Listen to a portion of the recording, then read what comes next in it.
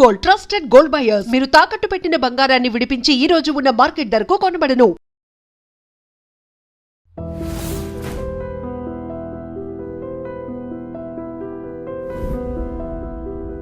నమస్తే, నేను Kavitha. Welcome to I dream news and నిషాలు. ఫిబ్రవరి 28న ప్రారంభమైనటువంటి యుద్ధం ఈ రోజుకి కరెక్ట్గా 50 రోజులకు చేరుకుంది. బోల్డ్ అంత కన్ఫ్యూజన్ అయితే ఇంకా కొనసాగుతూనే ఉంది. కొన్ని గంటల క్రితం హార్ముజ్ జలసంధి ఓపెన్ అయ్యింది, సీజ్ ఫైర్ కొనసాగుతున్నంతసేపు అని డొనాల్డ్ ట్రంప్ అనౌన్స్ చేశారు. ఆ తర్వాత ఇరాన్తో కలిసి మేము వర్క్ చేస్తాము, సీ మైన్స్ను కూడా మేము ఇరాన్ కలిసి తొలగిస్తున్నాము అనేటువంటి మాటని ఇరాన్ అయితే ఖండించింది. ఇంత కన్ఫ్యూజన్ ఎందుకు కొనసాగుతోంది? నెక్స్ట్ ఏం జరుగుతుంది? ఎవరెవరు ఎలాంటి స్టేట్మెంట్స్ ఇస్తున్నారు, ఎందుకని ఇస్తున్నారు? మనతో పాటుగా ఉన్నారు సీనియర్ జర్నలిస్ట్ సురేష్ కొచాదిల్ గారు. సార్ నమస్తే. సో కరెక్ట్గా 50 days అనేది ఎంటర్ అయింది. ఒక 50 days అనగానే ఒక ల్యాండ్ మార్క్ అనుకుంటాము, లేకుంటే ఒక మెమరబుల్ అనుకుంటాం. బట్ ఈ వార్ అనేది 50 రోజుల్లో బోల్డ్ అంత డెవలప్మెంట్స్ అనేవి చూశారు. ఇవన్నిటి తర్వాత కన్ఫ్యూజన్, ఆ కేఓస్ అంటారు, అది కంటిన్యూ అవుతూనే ఉంది. ఇంకా దీంట్లో 3 సపరేట్ ఇన్స్టెన్సెస్ మనం చూడాల్సి వస్తుంది. ప్లేయర్స్ ఒకటి US Donald Trump, Iran revolutionary guards and speaker foreign minister speaker. ఇటువైపు లెబనీస్ ప్రెసిడెంట్, ఇప్పుడు దాకా ఆయన పేరు కూడా ఎవరికి తెలియదు, సడన్గా ఆయనప్పుడు చాలా ప్రామినెన్స్లో వచ్చేసారు. Then Benjamin Netanyahu. సో మన దగ్గర 3 ప్లేయర్స్ ఉన్నారు. దీనికి లింక్ ఉంది. ఇరాన్ అన్నారు మేము ఈ సీజ్ ఫైర్కి అగ్రీ చేయాలంటే, మీకు గుర్తుంటుంది ఫస్ట్ డే 2 weeks బిఫోర్ వాళ్ళేమన్నారు, అక్కడ ఇది మిగతా చోట్ల కూడా సీజ్ ఫైర్ ఉండాలి, మెయిన్లీ లెబనన్లో. ఇజ్రాయెల్ అదొక ఛాన్స్గా తీసుకొని లాస్ట్ 2 రోజుల ముందు, దట్ ఈస్ సీజ్ ఫైర్ వచ్చే 2 రోజుల ముందు మొత్తం ధ్వంసం చేశారు. ఒకటే రోజులో వాళ్ళు ఆల్మోస్ట్ 10 minutesలో 100 టార్గెట్స్ని కొట్టారు వాళ్ళు సదర్న్ లెబనన్లో. ఇజ్రాయెల్ పాయింట్ ఆఫ్ వ్యూ చాలా క్లియర్. మేము వీళ్ళతో 40 సంవత్సరాల నుంచి పోరాడుతున్నాం, వీళ్ళు ఆయుధాలు కింద పెట్టరు, they will not surrender. Hezbollah మీరేమైనా చేసుకోండి.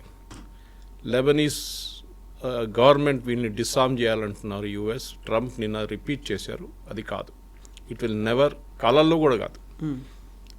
జరగబోతుంది ఏంటంటే, కావాలంటే లెబనీస్ గవర్నమెంట్ని కొట్టిపడేస్తారు హెజ్బుల్లా. ఇదే ప్రెసిడెంట్ మాట్లాడుతున్న ఆయన పారిపోతాడు ఆ దేశం నుంచి. అదే టైంలో అటువైపు ఇరాన్ ఏమన్నారంటే, మేము కొన్ని కండిషన్స్కి అగ్రీ అవుతామని పాకిస్తాన్ చెప్పారంట. అది ఏంటని మనకు తెలియదు, కానీ తెలుసు కూడా. ట్రంప్ ఎవ్రీ 10 నిమిషాలకు వచ్చి ఒక ట్వీట్ చేస్తారు. స్ట్రెయిట్ ఆఫ్ హార్మోస్ని స్ట్రెయిట్ ఆఫ్ ఇరాన్ అని చెప్పి నిన్న ట్వీట్ చేశారు. అంటే ఆయన ట్రూత్ సోషల్లో పోస్ట్ చేశారు. దానికన్నా ముందు అన్నారు, ఇరాన్ అన్ని సరెండర్ చేసేస్తున్నారు, వాళ్ళ న్యూక్లియర్ డస్ట్ని మనకి ఇచ్చేస్తున్నారు, మనం యుఎస్కి తీసుకెళ్ళిపోతున్నాం. ఇరాన్ అన్నారు nothing doing, we have not even discuss that అన్నారు. దెన్ అన్నారు, మేము ఈ మైన్స్ ఉంది చూడండి స్ట్రెయిట్ ఆఫ్ హార్మోస్లో, సీ మైన్స్ పెట్టింది. అది 2-3 డిఫరెంట్ టైప్స్ ఆఫ్ మైన్స్ ఉంటుంది.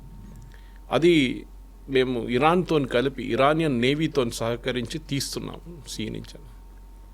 ఇరాన్ అన్నారు, ఎవరితో మాట్లాడారు మీరు ఇదంతా?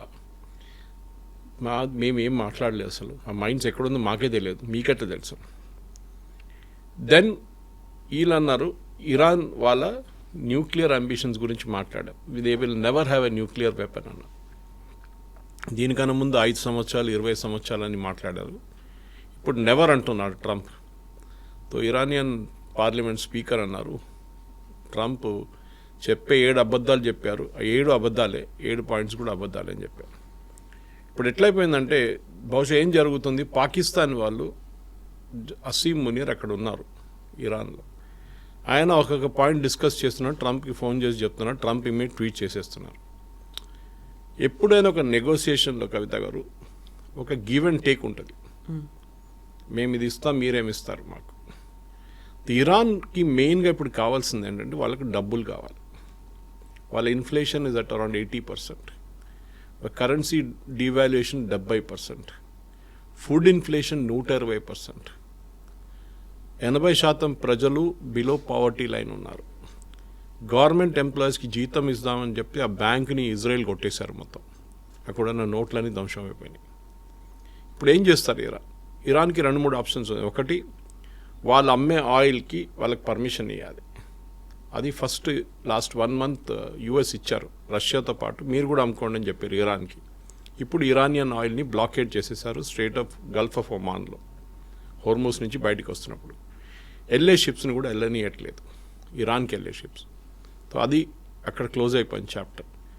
నెక్స్ట్ స్టెప్ ఇరాన్ చేయబోయేదంటే, ఇరాన్ అడుగుతున్నారు మా ఫ్రోజన్ అసెట్స్ బయట ఉంది చూడండి, బిలియన్స్లో ఉంది, అది మాకు ఒక 20 బిలియన్ లేకుంటే 30 బిలియన్ మాకు ఇవ్వండి. మాకు అర్జెంటుగా మా ప్రజల కోసం మా బేసిక్ ఇన్ఫ్రాస్ట్రక్చర్, రోడ్లు, బిల్డింగ్లు అన్నీ పోయినాయి, అది రిపేర్ చేయాల్సి వస్తుందన్నారు. అది యుఎస్ అంటున్నారు, మేము ఇయ్యమంటున్నాం. ఇది బరాక్ ఒబామా టైంలో జేసీపీ అగ్రిమెంట్ చేసినప్పుడు 2015 నుంచి 2017 లోపల ఆల్మోస్ట్ చాలా మటుకు అమౌంట్, పెద్ద అమౌంట్, 450 మిలియన్ అని ట్రంప్ అంటున్నారు. ఒక ఎయిర్క్రాఫ్ట్లో, పెద్ద బోయింగ్ ఎయిర్క్రాఫ్ట్లో తీసుకెళ్లారు అండ్ తెహ్రాన్లో తీసుకెళ్ళి ఇచ్చేశారని చెప్తున్నారు. వాళ్ళ డబ్బులే అది. యుఎస్ ఏమో వాళ్ళ ట్యాక్స్ పేయర్ డబ్బుల నుంచి ఇవ్వట్లేదు, ఇరాన్ డబ్బులు వీళ్ళు సీజ్ చేసుకున్నారు. ఇప్పుడు ఈ పరిస్థితిలో ఇరాన్ ఉన్నారనమాట. So Iran cannot go forward, Iran cannot go backward. ఇరాన్లో నిన్న రాత్రి కూడా I was listening to Al Jazeera's Tehran correspondent. ఆయన ఏమంటున్నారంటే, ఇరాన్లో ఒక పవర్ స్ట్రగుల్ నడుస్తుంది. ఇరానియన్ రెవల్యూషనరీ గార్డ్స్ ఒకవైపు, నేను చెప్పాను చూడండి, స్పీకర్ ఆయన ఒక మిడిల్లో ఉన్నారు, ఫారిన్ మినిస్టర్ ఏమో యుఎస్ వైపు ఆయన స్వింగ్ అవుతున్నారు.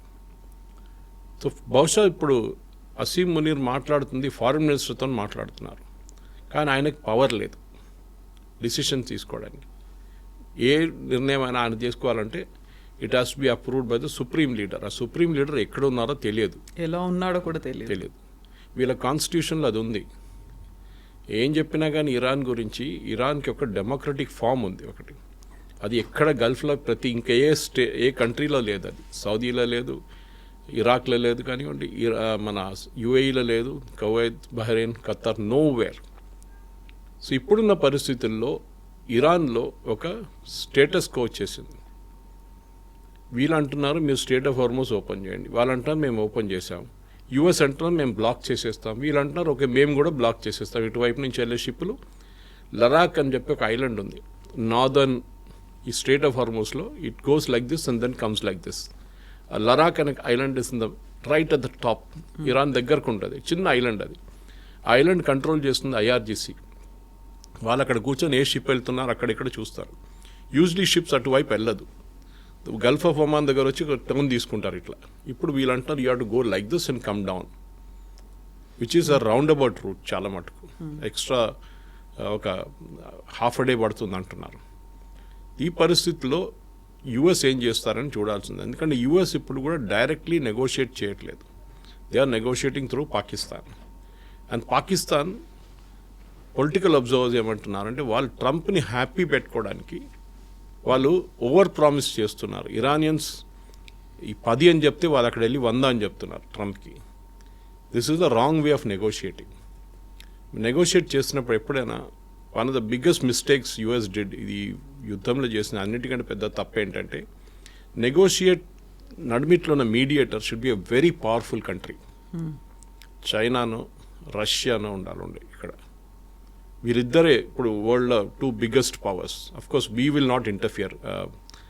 జయశంకర్ గారి దగ్గర అడిగితే జయశంకర్ గారు అన్నారు it's too complicated, we will not get into it. Otherwise Oman was also there before, ముందు నుంచి ఉన్నారు. పాకిస్తాన్ లాంటి చాలా ఒక వీక్ కంట్రీని పెట్టినప్పుడు వాళ్ళు ఫుట్బాల్ ఆడుకుంటారు ఇద్దరు కలిసి. బికాస్ ఎకనామిక్లీ వాళ్ళకు పవర్ లేదు, ఫైనాన్షియలీ వాళ్ళకి పవర్ లేదు, మిలిటరీలో వాళ్ళకి పెద్ద రోల్ లేదు. సో యుఎస్ ఏం చెప్తారో అది అసీం మునీర్ వెళ్ళి అక్కడ చెప్తారు, వాళ్ళు ఏం చెప్పారో అసీం మునీర్ వచ్చి యుఎస్కి చెప్తారు. ఇదే ప్లేస్లో మీరు రష్యాని పెట్టండి అక్కడ, హైపాథెటికల్గా రష్యన్ ఎక్కడ పెడితే, రష్యన్ ఫారిన్ మినిస్టర్ పెట్టారనుకోండి, he will speak a very tough language. ఆయనే ఫస్ట్ నెగోషియేట్ చేస్తాడు ఇరాన్తోని.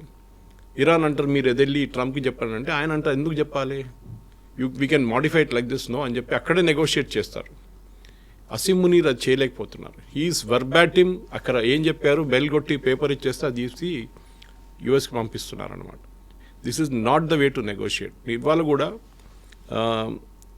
ఐ థింక్ ఇట్ వాజ్ ఏదో ఒక యూఎస్ ఛానల్లో చూసాను, ఎంఎస్ నౌ దాంట్లో చూసాను. వాళ్ళు అన్నారు చాలా క్లియర్గా కామెంటేటర్స్ దట్ నెగోషియేషన్స్ అనేది ఒక టెక్నికల్ టీమ్ చేయాల్సి వస్తుంది ఇక్కడ.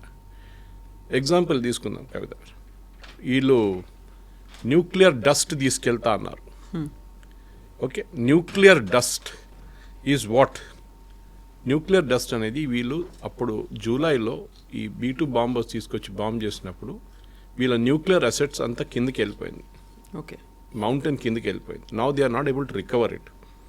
అది రికవర్ చేయాలంటే చాలా కాంప్లికేటెడ్ ఆపరేషన్. అండ్ ఏదేదో మన బీచ్లో ఉన్న శాండ్ తవ్వి తీయడం కాదు. This is a very very complicate, ఎందుకంటే రేడియేషన్ ఉంటుంది. సో అది తీయాలంటే మీకు అంత మట్టుకు టెక్నికల్ ఎక్స్పర్టీస్ ఉండాలి మీ దగ్గర. అది లేదు. ఇది మనం చూడాల్సిందంట. సో మనం మెయిన్గా what we have to US చేయాల్సింది ఏంటంటే వాళ్ళు ఇరాన్ని హెల్ప్ చేస్తాం మేము అది బయటికి తీయడానికి. కానీ ఇరాన్ వీళ్ళని ట్రస్ట్ చేయరు. ఎందుకంటే ఇరాన్ అంటున్నారు అది మా అసెట్, మాకు మా న్యూక్లియర్ ప్లాంట్ ఉంది, అది నడిపించాలి, మాకు కావాలి కదా, మాకు 3.67% మాకు ప్యూరిటీ ఉంటే మేము నడిపించుకోవచ్చాలి. కానీ యూఎస్కి ప్రాబ్లం ఏంటో అది అక్కడ పెట్టి వెళ్తే ప్రాబ్లం. వీళ్ళు మళ్ళీ అది తీసుకొని దాన్ని మాడిఫై చేసి మళ్ళీ ప్యూరిటీ పెంచుతారండి, భయం ఉంది వీళ్ళకి. సో అది అక్కడ ఒక స్టేటస్ కోగా మిగిలిపోయింది. ఇప్పుడు ఆలోచించండి ఎంత డెప్త్కి ఉంది ఈ ప్రాబ్లం అనేది. దెన్ మిసైల్స్ వైపు మనం రాలేదు, ఇంకా డ్రోన్స్ వైపు ఇంకా రాలేదు, అది ఇంకా పెద్ద ప్రాబ్లమ్స్ ఉన్నాయి. మూడవది ఇరానియన్ ప్రాక్సీస్ని సపోర్ట్ చేయకూడదని ట్రంప్ మొన్న ఒక స్టేట్మెంట్ ఇచ్చారు. Iran has given an assurance that they will not support their proxies, Hamas, Houthi, Hezbollah. కానీ ఇరాన్ అంటున్నారు మేము అట్లేం చెప్పలేదే, మేము we will continue to support them. So అక్కడున్న సీజ్ ఫైర్ని తీసుకురావడానికి కారణం ఇరాన్. ట్రంప్ మీద ప్రెషర్ పెట్టారు Iran, saying that you have to do this for us అని. కానీ అది చేసిన తర్వాత కూడా ఇరాన్ అంటున్నారు we will continue supporting Hezbollah. హూతీలు అంత పెద్ద ప్రాబ్లం కాదు, even Hamas is not a big problem. ఈ హెజ్బుల్లా ఇస్ చాలా పెద్ద ప్రాబ్లం. జానథన్ సారెస్ అని చెప్పి ముందు is lieutenant colonel from Israeli army, ఈ వాజ్ అ స్పోక్స్ పర్సన్ ఉండే ఫస్ట్ ఫేజ్లో. ఎప్పుడైనా రిటైర్మెంట్ తీసుకొని ఒక యుఎస్ థింక్ ట్యాంక్ కోసం పనిచేస్తున్నారు. ఆయన ఇవాళ పొద్దున ఒక స్టేట్మెంట్ ఇచ్చారు. ఆయన అంటున్నారు ఇజ్రాయెల్లో Trump has become extremely unpopular. ఎందుకంటే ఇజ్రాయేలీ ప్రజలకి వాళ్ళు మే 1948 వాళ్ళ దేశం ఫామ్ చేసినప్పటి నుంచి వాళ్ళు పోరాడుతున్నారు. వీళ్ళు మీకు గుర్తుంటుంది, నేను చెప్పాను మీకు 2 days after Israel was formed Israel మీద దాడి జరిగింది. ట్రాన్స్ జార్డన్, ఈజిప్ట్, సిరియా, ఇరాక్ వీళ్ళందరూ కలిసి దాడి చేశారు. సో ఇజ్రాయెల్కి తెలుసు 1948లో ఏ పరిస్థితులు ఉన్నారో అదే పరిస్థితి 2026లో కూడా ఉంది. వాళ్ళ వైపు ప్లేస్ మారిపోయారు అక్కడిక్కడ కొంచెం, అంతే. డైరెక్ట్ కంట్రీస్ దాడి చేయకుండా మిగతా వాళ్ళతో మా మీద దాడి చేపిస్తున్నారు. So we will not allow that to happen. ఇప్పుడు ఇజ్రాయలీ క్యాబినెట్ కూడా మీకు నిన్న మీరు వినుంటారు, వాళ్ళకి సెక్యూరిటీ మీటింగ్ జరిగే ముందు ట్రంప్ అనౌన్స్ చేసేసారు. There was a big fight in the cabinet అంట. నెతన్యాహు దగ్గర రాజీనామా చేయమన్నారంట, అంత ప్రెషర్ తీసుకొచ్చారు ఆయన మీద. సో నెతన్యాహు ఏం చెప్పారంట, బహుశా అది ఇజ్రాయలీ ఛానల్ 12 లాంటి ఛానల్స్లో ఇది వస్తుంది, న్యూస్ బయటకు వస్తుంది. ఏంటంటే ఈ సెడ్ ఇది 10 రోజులకే కాదా, దాని తర్వాత I will not agree to an extension. So cease fire అనేది 10 daysతో కంప్లీట్ అయిపోతుంది, దాని తర్వాత కొట్టేస్తాం మేము మనం. Okay, we will do that. Because అటువైపు కూడా అదే జరగబోతుంది. వాళ్ళ సీజ్ ఫైర్ ఇంకా 4 రోజులే ఉన్నాయి. ప్రెసిడెంట్ ట్రంప్ గారు అడిగారు నిన్న ఎయిర్ ఫోర్స్ 1లో, మీరు ఈ సీజ్ ఫైర్ పొడిగిస్తారంటే ఎందుకు, why should I extended by 3 days? Iran నా దగ్గర వచ్చి సంతకం తీసుకెళ్తారు, సంతకం కొట్టే వెళ్ళిపోతారని చెప్పారు. నేనే పాకిస్తాన్కి వెళ్తా అన్నారు. 3 రోజులు కాదు, 3 నెలలు కూడా ఇది జరగదు. ఏదైనా ఒప్పందం చేయొచ్చు, కానీ దాని on ground implementation is absolutely impossible. నేను చెప్పాను చూడండి, ఇరాన్లో ఒకవైపు ప్రజలు సఫర్ అవుతున్నారు, ఇంకొక వైపు Iranian revolutionary guards they are not ready to surrender. వాళ్ళు 160,000 మంది ఉన్నారు, they will fight to the last. ఇంకొక వైపు moderate faction, foreign minister and వాళ్ళు. ఇన్ఫ్యాక్ట్ నిన్న ఫారిన్ మినిస్టర్ ఆ స్టేట్మెంట్ ఇచ్చిన తర్వాత that strait of Hormuz is open అని, ఆయన డెప్యూటీ ఫారిన్ మినిస్టర్ ఆయన కాంట్రడిక్ట్ చేశారు. మా ఫారిన్ మినిస్టర్ గారు చెప్పారు strait of Hormuz is open, nothing of that sort. Strait of Hormuz is open subject to conditions. Which is IRGC చెప్పిన conditions మీరు follow చేయాల్సిందని చెప్పారు.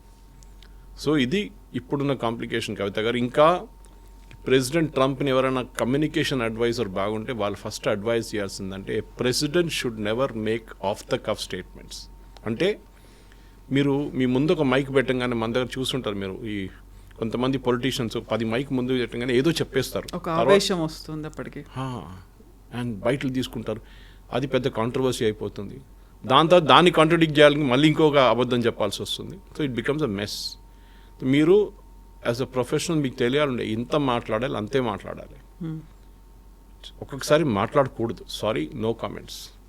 ప్రెసిడెంట్ ట్రంప్ అది కాదు, ఆయనకి ఎవరు దొరికితే ఆయన అన్నీ చెప్పేస్తాడు. ఎస్ అయిపోయింది, ఫైటింగ్ ఫినిష్డ్, నేను టేక్ ఓవర్ చేసుకున్నాను, నేను అది చేశాను, ఇది చేశాను.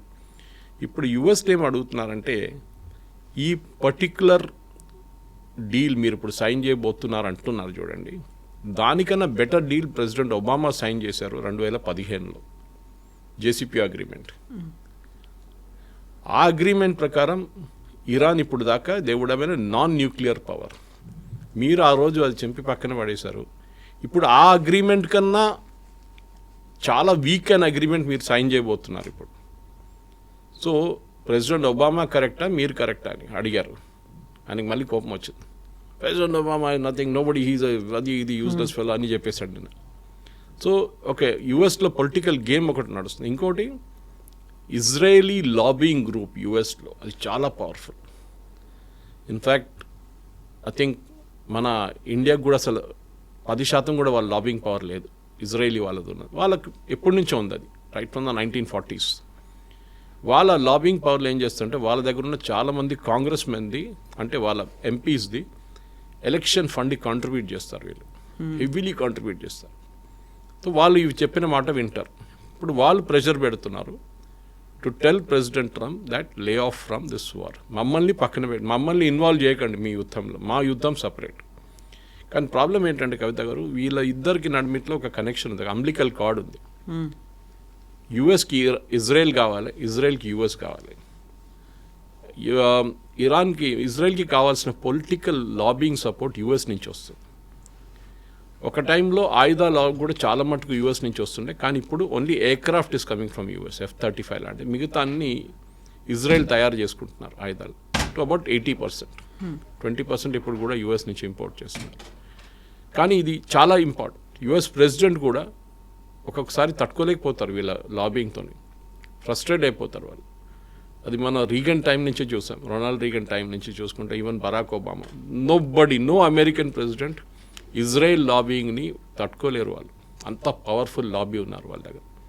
సో ఆ పరిస్థితుల్లో ఇప్పుడు ఈ 10 రోజుల సీజ్ ఫైర్ డిక్లేర్ చేసింది కూడా చాలా అన్పాపులర్ అయిపోయింది. ట్రంప్ నడిమిట్లో is trying to cool it down, saying నేను చెప్పాను వాళ్ళ ప్రెసిడెంట్ దగ్గర, లెబనీస్ ప్రెసిడెంట్ దగ్గర, that you have to disarm Hezbollah. అది మీరు చెప్పొచ్చు అంతే, ఒక్క 10 మంది హెజ్బుల్లా వాళ్ళ దగ్గర నుంచి కూడా మీరు ఆయుధాలు తీసుకోలేరు. It's impossible that for Lebanon. So అక్కడ ఒక పెద్ద ప్రాబ్లం ఉంది, ఇక్కడ కూడా పెద్ద ప్రాబ్లం ఉంది.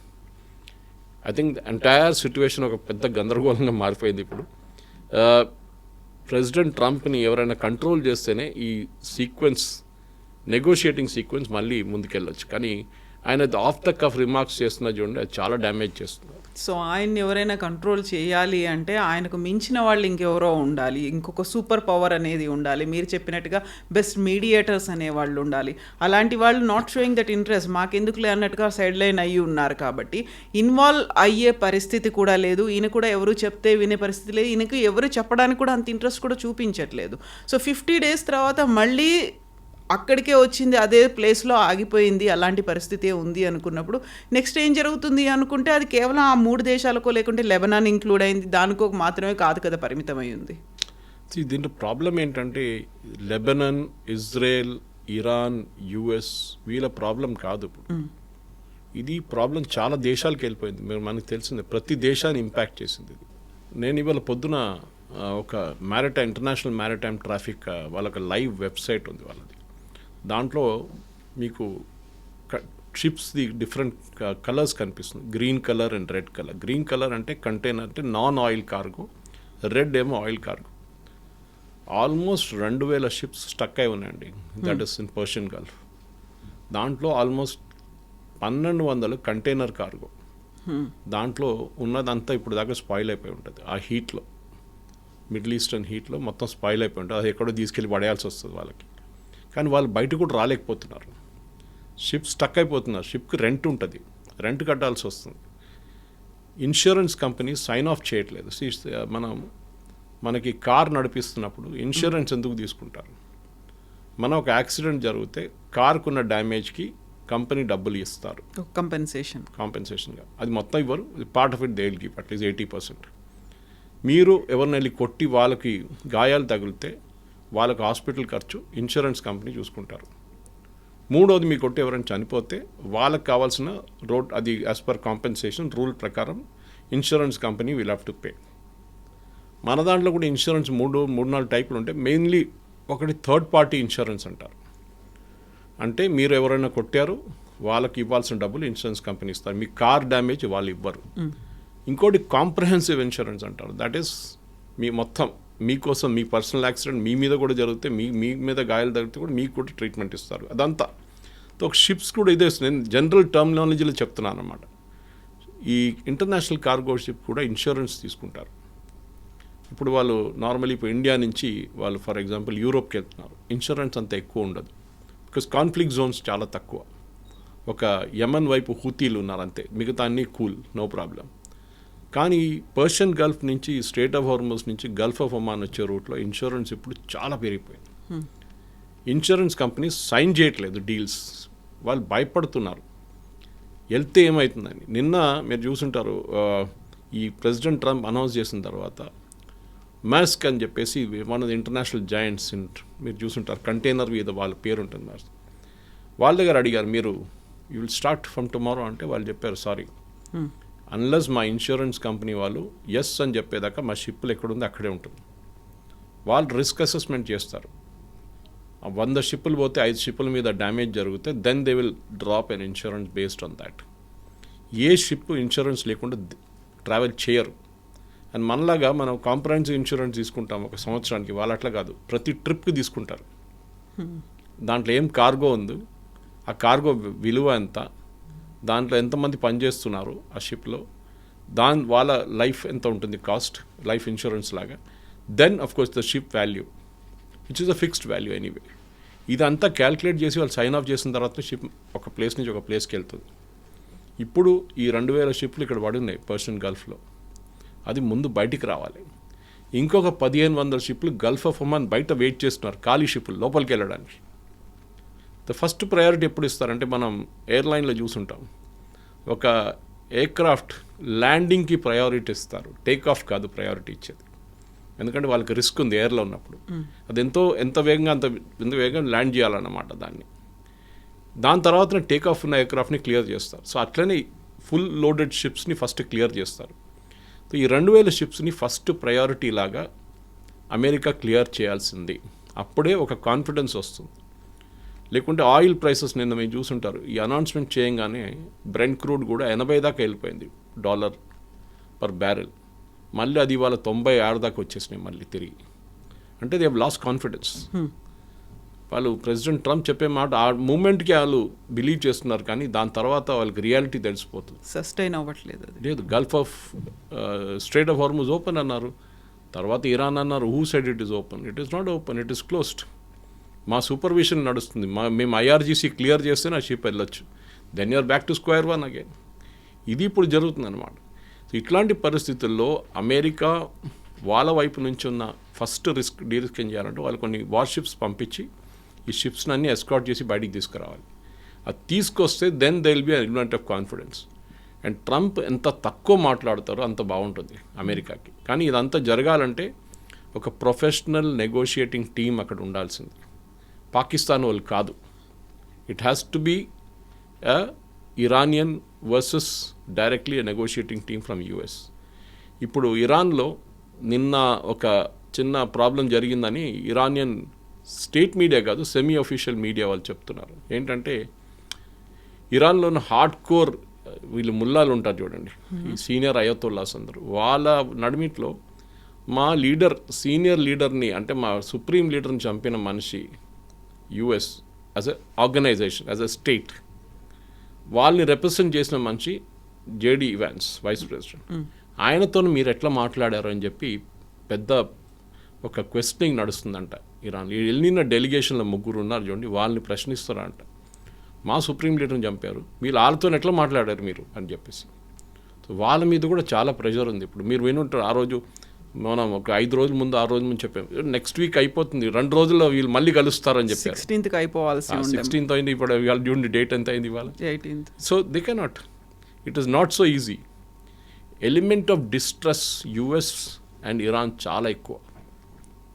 47 సంవత్సరాల నుంచి వీళ్ళ నడిమిట్లో ఏ కాంటాక్ట్ లేదు. ఇరానియన్ అసెట్స్ 47 సంవత్సరాల ముందు ఫ్రీజ్ చేసిన అసెట్స్ అట్లనే పడింది. ఆ రోజు ఇరానియన్ ఎంబసీ మీద, యుఎస్ ఎంబసీ మీద దాడి చేసి తెహరాన్లో షా ఆఫ్ ఇరాన్ పారిపోయిన తర్వాత ఖొమేనీ వచ్చినప్పుడు ఆ ఎంబసీ స్టాఫ్ని మీరు కిడ్నాప్ చేసి హాస్టేజెస్కి 1 సంవత్సరం పాటు ఉంచుకున్నారు జిమ్మీ కార్టర్ టైం. అది అమెరికా ఎప్పుడు మర్చిపోరు. సో ఆ రోజు నుంచి వాళ్ళకి ఒక ఇన్సల్ట్ ఉంది అనమాట. దాని తర్వాత బెయిరూట్ మీద దాడి జరిగింది, 230 అమెరికన్ సోల్జర్స్ చనిపోయారు, 232 మంది చనిపోయారు. అదంతా అమెరికన్ సైకేలో ఉంది. ప్రతి అమెరికన్ ప్రెసిడెంట్కి ఆ ఇన్సల్ట్ అనేది వాళ్ళ బ్రెయిన్లో వైర్డ్ ఉంది. ఆ ఇన్సల్ట్ని ఎట్లయినా ఇరాన్ని కొట్టాలని చెప్పి వాళ్ళు ట్రై చేస్తున్నారు. అది జిమ్మీ కార్టర్ ట్రై చేశారు, అది కాలేదు. ఒబామా వచ్చిన ఆయన ట్రై చేశారు, ఆయన ఒక డీల్ అయితే సైన్ చేశారు అట్లీస్ట్. ట్రంప్ ఫస్ట్ టైం వచ్చారు, ఏం కాలేదు. దాని తర్వాత బైడెన్ వచ్చి he was a very very moderate man. ఇప్పుడు ట్రంప్ మళ్ళీ వచ్చి మేము వాళ్ళని కొడతా ఉంటున్నాం. కానీ it is not so easy, చాలా టఫ్ ఇది. ఎట్లా ముందుకెళ్తుందని ఎవరు చెప్పట్లేరు ఇప్పుడు. కానీ డెఫినెట్గా ఏదో ఒక సొల్యూషన్ రావాల్సిందే. ఎందుకంటే international maritime especially oil prices అది కూల్ డౌన్ కావాలంటే డెఫినెట్గా ఈ స్ట్రేట్ ఆఫ్ హార్మూజ్ ఒకటి ఓపెన్ పెట్టడం, ఒకటి కాకుండా రెడ్ సీ వైపు కూడా that also has to be kept open అన్నమాట. సో ఇప్పుడు మ్యారిటైమ్ గురించి, ఇంటర్నేషనల్ క్రైసిస్ గురించి మాట్లాడుకున్నప్పుడు వాట్ అబౌట్ భారతదేశం? అక్కడ సఫిషియెంట్గా ఉన్నాయా? ఎందుకంటే ఒక 30 days పాటు రష్యా నుంచి మనం కొనుక్కోవచ్చు అనేది ఒక ఇంటరీమ్ రిలీఫ్ లాగా ట్రంప్ చెప్పాడు. ఆల్మోస్ట్ అది కూడా ఎండ్ అవ్వడానికి వచ్చింది. వాట్ నెక్స్ట్ అంటే ఏం జరగబోతోంది? మన దగ్గర కూడా క్రైసిస్ ఉంటుందా? దానికి డూ వీ హ్యావ్ దట్ సఫిషియెంట్గా ఉన్నాయా స్టోరేజ్? మనం ఏం చేసామంటే డీరిస్కింగ్ అంటాం మనం దీన్ని. ఒకటే సోర్స్ నుంచి కొనడం. ఫర్ ఎగ్జాంపుల్ మీరు ఒక షాప్ నుంచి రెగ్యులర్గా సరుకులు తీసుకుంటున్నారు, రేపు ఆ షాప్ బంద్ అయితే మీకు ఆల్టర్నేటివ్ ఉందా లేదా? సో మీరు ఇంకొక షాప్ నుంచి, దానికి ఇది క్లోజ్ అయ్యే ముందే మీకు తెలిసినప్పుడు మీరు అక్కడి నుంచి కొనడం మొదలు పెడతారు.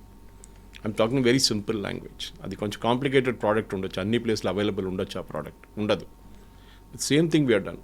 Guyana, Argentina, Russia, US, Africa వైపు నుంచి కూడా మనం ఆయిల్ తెప్పించుకుంటున్నాం. మనం అది కాకుండా గ్యాస్ తెప్పించుకుంటున్నాం, మనకు కావాల్సిన కొంచెం ఎల్పిజి వైపు నుంచి ఉన్న గ్యాసులు తెప్పించుకుంటాం. ఇవాళ యాజ్ వీ స్పీక్, ఇక్కడికి వచ్చే ముందు I was listening on the radio that US రష్యాని మళ్ళీ వాళ్ళ ఆయిల్ అమ్మడానికి మళ్ళీ పర్మిషన్ ఇచ్చారట 1 నెల పాటు. That agreement was ending today. చూడండి అమెరికా ఎంత గేమ్ ఆడుతున్నారు అమెరికా. వాళ్ళకి తెలుసు ఇరానియన్ ఆయిల్ మార్కెట్లో వస్తే ప్రైసులు తగ్గిపోతుంది, రష్యన్ ఆయిల్ వస్తే మార్కెట్లో ప్రైసెస్ తగ్గిపోతుంది. కానీ ఇరాన్కి ఆయిల్ అమ్మితే ప్రతిరోజు ఇరాన్ వాజ్ మేకింగ్ అరౌండ్, కవిత గారు, $120 million per day. ఇరాన్ వాళ్ళ ఆయిల్ అమ్మితే ప్రతిరోజు $120 million సంపాదించారు, which is very less actually. వాళ్ళు మినిమం $500 million సంపాదించుకోవచ్చు ఒక రోజుకి. కానీ వాళ్ళ దగ్గర కెపాసిటీ లేదు, అది పెద్ద ప్రాబ్లం. మీరు ఆయిల్ డ్రిల్ చేస్తున్నారు, తీసుకొస్తున్నారు, కానీ ఆ ఆయిల్ వచ్చి ట్యాంక్లో పడుతుంది, అక్కడి నుంచి షిప్కి వెళ్ళలేకపోతున్నారు, ఎందుకంటే అమెరికా బ్లాక్ చేసి పెట్టేశారు. ఇప్పుడు చైనా వాళ్ళు తీసుకెళ్తుండే ముందు, ఇప్పుడు చైనా వాళ్ళని కూడా ఆపేశారు అమెరికా. సో ఇరాన్ దగ్గర ఈ $150 million పర్ డే రెవెన్యూ ఇప్పుడు లేదు.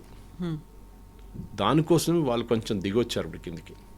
Otherwise they very cool. మీరు మమ్మల్ని బాంబ్ చేయండి, మమ్మల్ని కొట్టండి, ఏమైనా చేయండి, మాకు డబ్బులు వస్తున్నాయి, మేము మళ్ళీ రిపేర్ చేసుకుంటాం, మళ్ళీ కొనుక్కుంటాం ఆయుధాలు. కానీ ఇప్పుడు ఈ ఎకనామిక్ బ్లాకేడ్ వచ్చినప్పుడు వాళ్ళు ఏం చేయలేకపోతున్నారు. దానికోసం they are ready for a compromise. కానీ వాళ్ళ ఈగో, 2 వైపులు ఈగో ఉన్నాయి. ప్రెసిడెంట్ ట్రంప్కి అయితే మ్యాసివ్ ఈగో ఉంది, ఇటువైపు ఇరానియన్స్ కూడా తక్కువ కాదు. వాళ్ళు కూడా అంటున్నారు వీ విల్ వెయిట్, చూద్దాం ఏం జరుగుతుందో, మేము కూడా నెగోషియేట్ చేస్తాం, కానీ మాకు 2-3 రెడ్ లైన్స్ ఉన్నాయి which we will not cross. Uranium, వాళ్ళ missile programme and support to the Hamas, Houthis, Hezbollah. ఇది 3 మేము కాంప్రమైజ్ చేయం. మిగతా అన్నీ మేము కావాలంటే మాట్లాడి నెగోషియేట్ చేసుకుంటాం. దీస్ 3 ఆర్ రెడ్ లైన్స్ అని. ఎస్ సార్, మండే కల్లా ఎలాంటి డెవలప్మెంట్స్ ఉంటాయో చూద్దాం. Thank you so much sir. Thank you very much. Thank you sir. Subscribe iDream. And please subscribe to iDream. For more videos, subscribe to iDream. Please like, share and subscribe to the channel. Congratulations, iDream. Subscribe to iDream. Subscribe to iDream. So subscribe to iDream Media. iDream ki iDream team andarki huge congratulations. Please subscribe iDream Media. Please subscribe to iDream. Subscribe iDream. Please subscribe to iDream. iDream అంటే నా కళల ఛానల్ను subscribe చేసుకున్న నోరు తిరుగుతలేదు, మీరైతే గంట గుర్తు కొట్టండి. For more such videos, please subscribe to iDream. Subscribe to iDream. Please subscribe to iDream. Please subscribe iDream Media. Please do subscribe to iDream. Please subscribe to iDream Media. For best entertainment and information, please subscribe iDream. And don't forget to subscribe to iDream.